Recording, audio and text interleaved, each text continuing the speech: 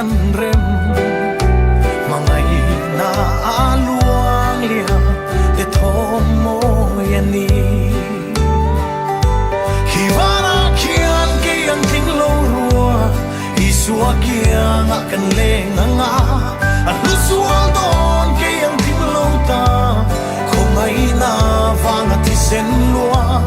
satuanin kan fak ning lo chandam tu mangai na ro pui helia zong kan rum kan trap le thi lungai mang an na ten min ne fova ha chol na tu zong in kan van ruaya ma se mangai tu ang chu ka then hun chuan mo thaphan mang an na te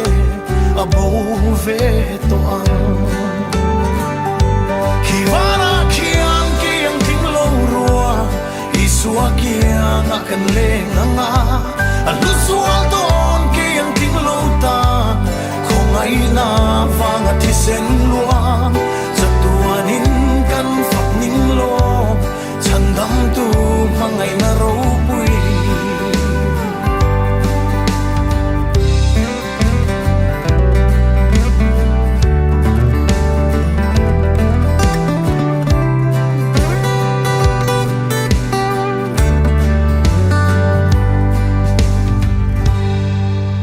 avia zolo hele ya trong hia eng ti ana sa hian nge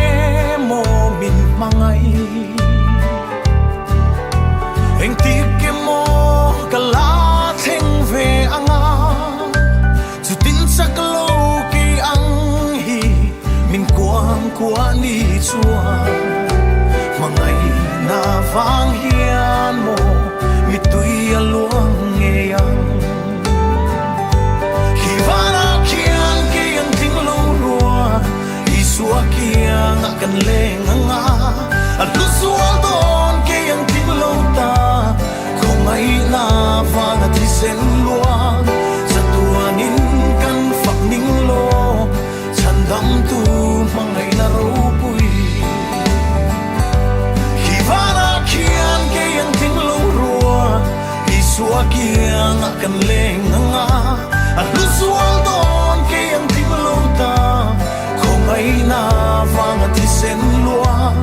satuanin kan fak ning lo chandam tu mangai na ro